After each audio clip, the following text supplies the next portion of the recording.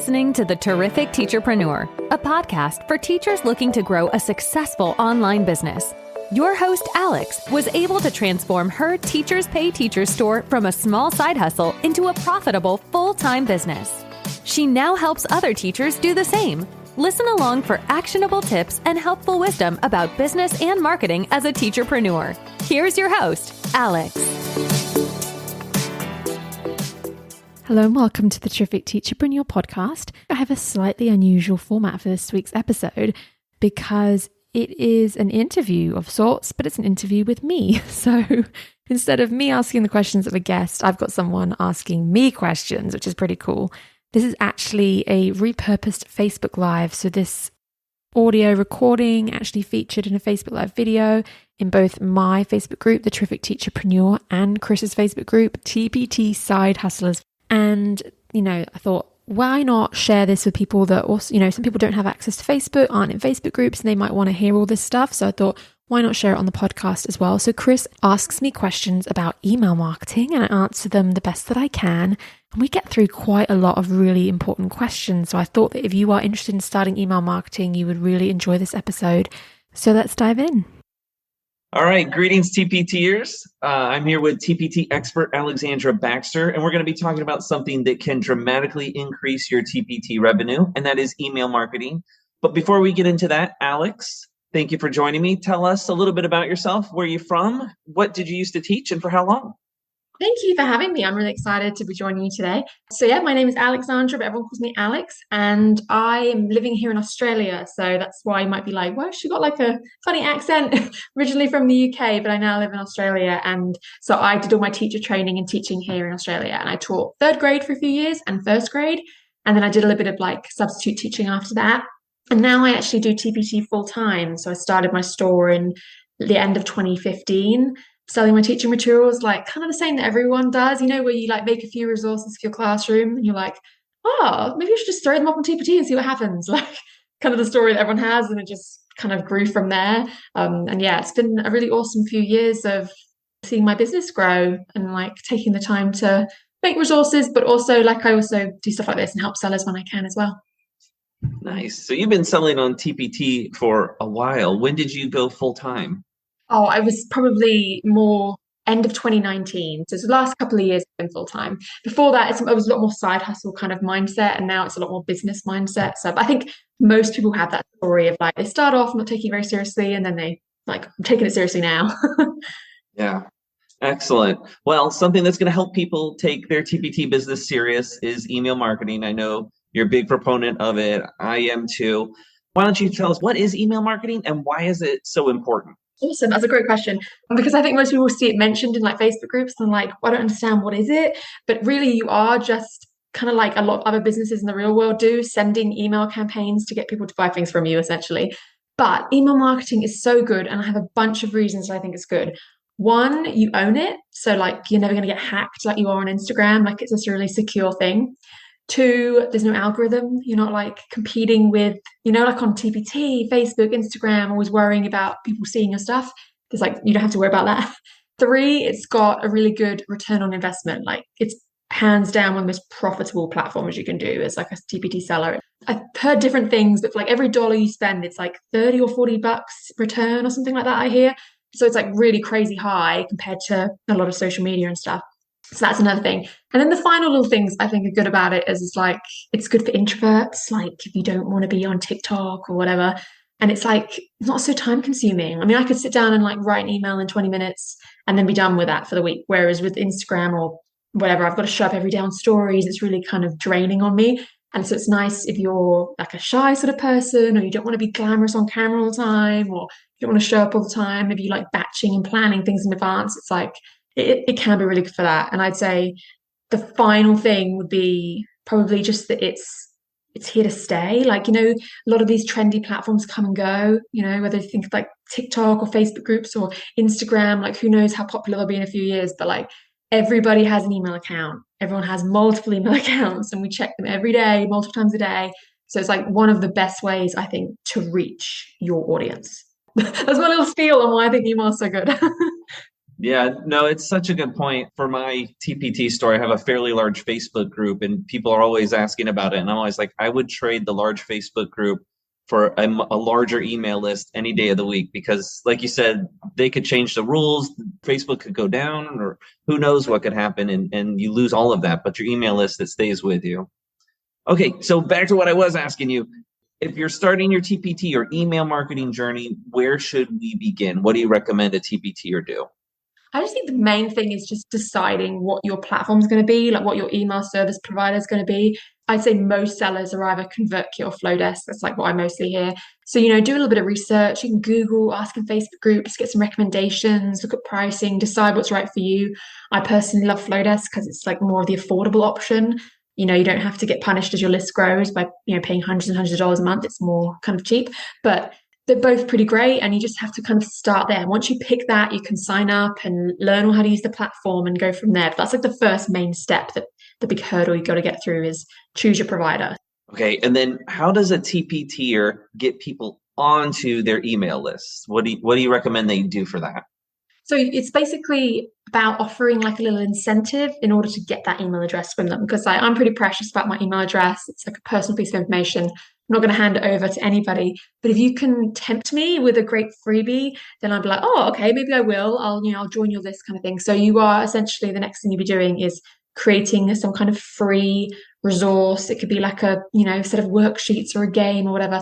And, you basically say, hey, do you want this for free? Join my email list. And you can access this freebie along with lots of other tips and freebies and helpful things. So yeah, it's kind of just like a little carrot that you dangle, basically. Yeah, and do you have to have a website to be able to use email marketing, or can you use it as a TPTer who doesn't have their own website? Definitely don't have to have any kind of blog or website or anything like that. You can advertise your email list literally anywhere. So within your resources on Instagram, Facebook, Pinterest, TikTok, your podcast, your YouTube channel, like whatever you use for marketing. It doesn't have to be a blog or a website. I do think those are great places to market an email list if you have them. But if you're like, I don't like blogging, it's not for me, you don't have to have that, which is really good because these email service providers will create these landing pages for you and all these links and things. And so you can get people to your email list without having to worry about a website. Definitely not. Nice. Okay, so I'm a TPTer and I've subscribed to one of these email service providers like Flowdesk or ConvertKit that you spoke about, or one of the others.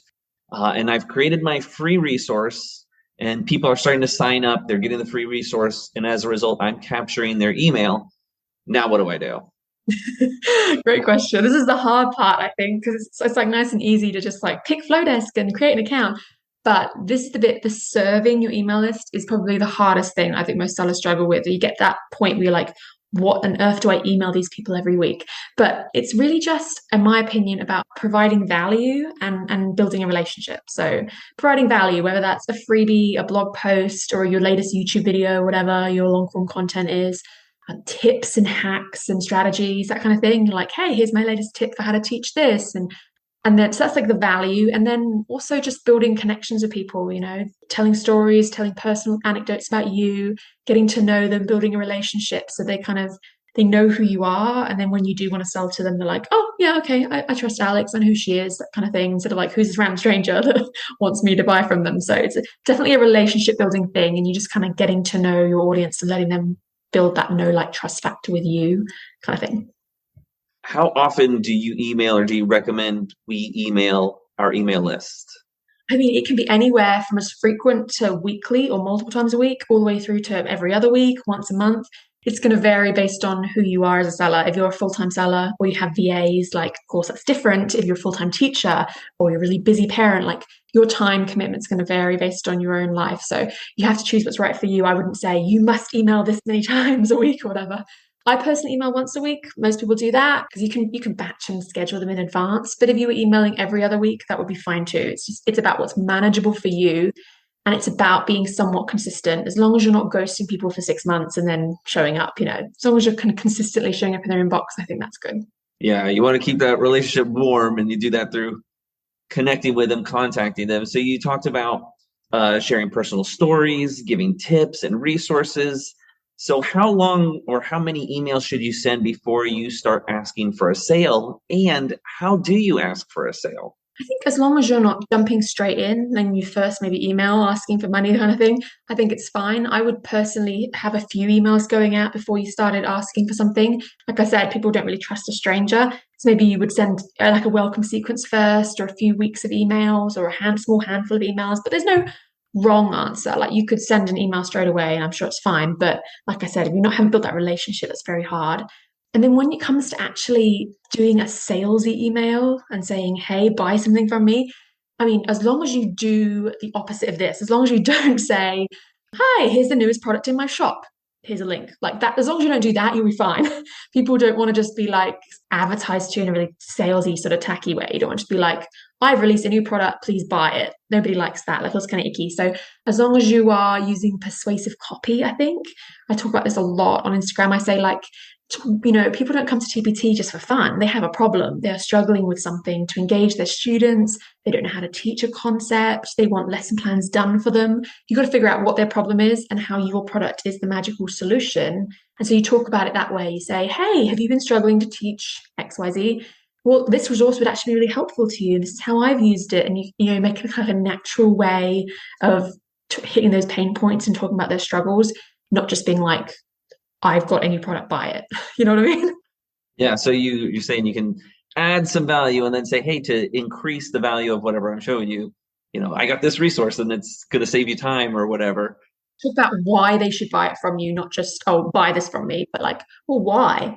They say that 90% of when we're buying behavior, like when we're buying stuff in the real world, online, whatever, it's always emotional. Like it's, we don't really respond that well to facts and stuff, but we respond well to emotion, I think. So you say, oh, have you ever really struggled with this in your classroom? It's so annoying, right? And they're like, yes, it's so annoying. And they want that resource from you instead of just being like, oh, my resource is cool because it has 30 pages. Like that doesn't really interest people. So it's all about the emotion and the connection, I think. Yeah. Very cool. Now, you mentioned the word email sequence. So explain real fast. What is an email sequence and how do you do it and why? Yeah. So instead of just those kind of weekly emails or ones that you randomly send out, sequences are ones that are automated. You sat there and you've written a few emails and they automatically go out to people and it's more than one. It might be 2 or 3 or 5 or 10. And you've got a welcome sequence, which is the first little set of emails people receive, just so people can get to know you. So when they join your list, they're not just jumping straight into your latest thing you're talking about this week. They get a few emails where you introduce yourself and your business and all that kind of stuff. But sequences in general don't have to be about welcoming. They can just be sales sequences. You might do a few emails all about one product or some kind of other nurture sequence. But yeah, it's basically a bunch of automated emails all connected to each other to try and achieve a certain goal, I guess. So we asked our Facebook groups and our email lists for some questions for this conversation. And one that I saw a lot of was tips on subject lines. And I think the reason people are wanting to know that is because they're really trying to increase their open rate and they feel that the subject line will do that. So is that the best way to increase your open rate? And what do we do with subject lines? Like, how do we make those good? Yeah, subject lines can be a big factor. But it's not just your subject line, though. It kind of ties in as well with your relationship because people look at the subject line, but they also look at who sent it. Like that's the first thing they look at. And if they don't like you and don't trust you or think your emails are boring or don't know who you are, it doesn't matter what your subject line is, they'll never open it. So you have to build that relationship at the same time. But yes, a big, huge part of open rate is the subject line. Like I talked about earlier when I said, don't just say new product in my shop. If your subject line is something like TPT's having a sale, new resource in my store, you'll love this product, like those kind of things, people will just be like, ugh, you know what I mean? It's not going to be enticing. So as long as you're not doing something like that, as long as you're doing something that's almost clickbaity, you want to write something, not deceiving, just something that's like intriguing and compelling. And they're like, what? Well, I want to kind of read more about what she has to say. I do this a lot with my TPT seller one. I would put like a little part of the story that I'm telling and they'll be like, wait, what happened? And they kind of want to open the email to find out. So you have to kind of channel your inner BuzzFeed article, like, or news reporter, and have that kind of clickbaity style of convincing people that something interesting is happening in your email and they need to click on it to find out what she's talking about. So yeah, be as interesting as you can, I guess. Yeah, I am a sucker for when Facebook shows you those ads and they're like, get this for free. I like always subscribe, but then I never open. I must be everybody's worst nightmare But what is nice is I get to see all these subject lines from all these people who are doing this. And, you see the ones that entice you and you try and mimic that. But let me ask you this. The most opened email is usually the very first one. So you talked about an email opt-in being a free resource. So when the person clicks on that and they get the free resource, do you just give them that, or do you have an email that has lots of information in there? What do you do with that first email? I think it's up to you. I think you can keep it really simple. I often just say like, here is the freebie, and that's like the only thing they've got to worry about is downloading it. But I've heard other people recommend that you could really talk about the freebie and like elaborate on it. But you don't really want to overwhelm them in that first email with your entire life story and loads of links to your resources. Like keep it simple, give them the thing that you promised them, kind of just get them on your list and ready. And then in the coming days, you start, reaching out to them and asking more of them. So I like to keep that first one really simple. These are busy teachers most of the time, and they've just seen this freebie. They really want it and they want it now, and they want to like download it and use it. And then you've got all the weeks and months coming after that to get a sale from them. So you don't need to like do too much in that first email. Just give them what you promised, I think is a good start. You could add a little intro if you wanted, but you don't need to tell your whole life story or anything like that. Yeah, I think you had a really good point when you said the thing that actually drives the open rate the best is who it's from. And so if they know that you are the one who's providing them a lot of value, they're going to want to open your emails regardless of the subject line. I might be guilty because my first email says, I know you thought I was giving you this free thing, but I'm actually giving you 3 free things. And so I kind of overload them, and I don't know. I think they come to expect a lot of free stuff from me, and so I don't do so great with the sales. You've got to be careful not to attract freebie seekers and things like that. So I try to limit, I might send a freebie each month, but I'm not sending them every week or whatever, because I think people like get trained almost like, oh, I don't need to buy from you because you'll always just give me free stuff. So try to move away from that if you can. Yeah, there's ways of providing free stuff without being an actual resource. Just like tips and hacks and things are good as well. Yeah, so true. Okay, so talk to me about segmenting your email list. What is segmenting and why should you do it? And how do you do it? It's really just the idea of organizing your list, like being super organized. Instead of just having a big giant group of mixed random people in one place, you've got these little kind of segments, and like you sort of tag these people as they come onto your list. Is this one a 3rd grade teacher? This one's your 4th grade teacher, that kind of thing. And you can sort of organize them. And then if, say, you had a resource that was really only suitable for 3rd grade, you could send it just to your 3rd grade teachers on your list instead of annoying all the 4th grade teachers. So it kind of allows you to email smaller groups of people and just essentially organize who you have. And you can look back at it and be like, oh wow, it seems like most of my list is 3rd grade teachers, and that will help you decide what sort of stuff to market. And just really an organizing thing basically. And most platforms just easily allow you to tag subscribers when they sign up, or you can manually do it. Varies from platform to platform. Yeah, nice. I have, that's another of my faults. I did not start segmenting right away. And if I could go back in time and start, I would, because I think I'd be much more successful. Okay, so you have an email course that's coming out. Tell us about that. Yeah, it's just that I remember feeling really overwhelmed when I first started my list, because there's all this like mumbo jumbo and jargon, all these words you don't understand. There's like, you're just constantly Googling, like, what's a lead magnet? What is an opt-in? What's the difference between a lead magnet and an opt-in? And you get really overwhelmed and you spend countless hours Googling and watching YouTube videos and reading articles. And I hate that feeling of having questions that are going unanswered, not knowing what I'm doing, having to spend hours figuring it out. And so courses are kind of cool because you just get to have it all in one place. So I basically thought I'm going to throw everything I ever wanted to know about email marketing, everything I've learned, everything I know, all in one place. So you save yourself time having to do all that Googling, and you can just go through and work through the modules. And it's like how to set up your email list, like the first one. Then it's like how to create your lead magnet, then how to grow your list, how to write an email, how to make money from your list. And actually, it goes through all those sections, and you can just have all those questions answered. And it's like perfect for people that want to start emailing in like 2023. They're like, I know I need to start an email list. I have no idea where to begin. Step by step, walk you through everything. And then even if you already have a list of a couple hundred people or whatever, but you just want to grow it, or you like most sellers, you have a list, you might even have a few thousand people, but you're like, I'm not making any money. Pretty much for anyone, because it goes through all that stuff you need to know about email. And it's specifically for TPT as well. So there's a lot of courses that are just email marketing, but they don't really mention anything in particular about TPT.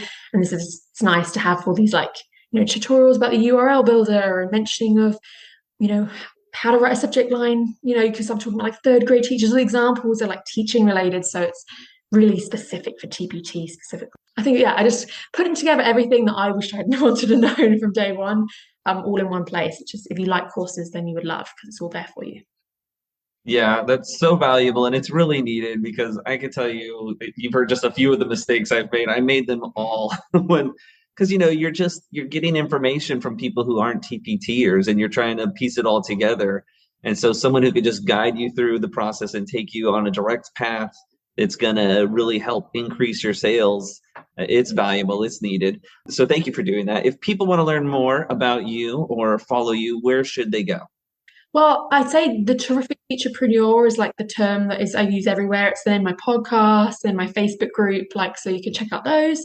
I also have an Instagram account too, at Terrific Selling Tactics. I share tips there as well. So whatever is your preferred platform, you can follow me or join the group or listen to the podcast, whatever suits you. But I offer loads of free tips in all those places. So, you can kind of get to know me and see if you like what I have to offer. And that's kind of where I show up most days. But I'm so glad you brought me on here. It's been really nice to chat about email. I do enjoy talking about it. It's been really fun.